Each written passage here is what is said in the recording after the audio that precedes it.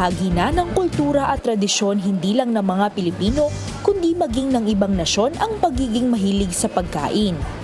Ang nasabing interes ay nagsilbi na ring business opportunity para sa iba't ibang nasyon. Malaki na rin ang kontribusyon ng food and beverage industry sa paglago ng ekonomiya ng bawat bansa. At para higit pang pagyabungin ang nasabing industriya, muling isinagawa sa Pasay City ngayong Agosto ang World Food Expo o WOFEX. It is the biggest food expo in the Philippines today. Ang kagandahan ng WOFEX is that it has everything about the food business, no? From ingredients to equipment, franchise opportunities, no? Mga food service stuff, no? So anything and everything under the sun that's related to the food industry, nandito siya sa WOFEX. Highlight din sa nasabing expo ang Kitchen Theater, kung saan ibinahagi ng mga tanyag na chefs ang kanilang husay sa pagluluto. Ang food is essential to any economy, no? To any country, kasi that makes or break an experience of a visitor.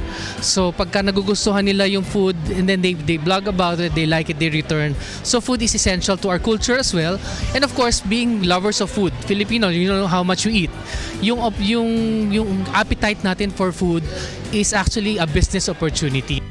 Nakibahagi rin sa exhibit ang isang grupo na nagsusulong ng pagtangkilik ng mga produktong unti-unti nang nawawala sa merkado, ang Slow Food Manila. Ang slow food ay isang movement na global. So grassroots movement siya. Ang nag-umpisa sa kanya ay mga farmers and nag-umpisa sa Italy to kay Carlo Petrini.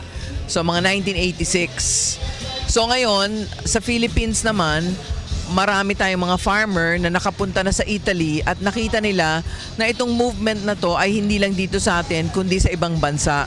Kung saan yung mga malapit ng ma-extinct o malapit ng mga mawala na mga sangkap o mga tanim, mga hayop, isda, yun ang sinisave natin. Itinampok din ang ilang produkto mula sa iba't ibang bansa. Kabilang na dyan ang ilang ASEAN member states tulad ng Malaysia, Thailand at Vietnam.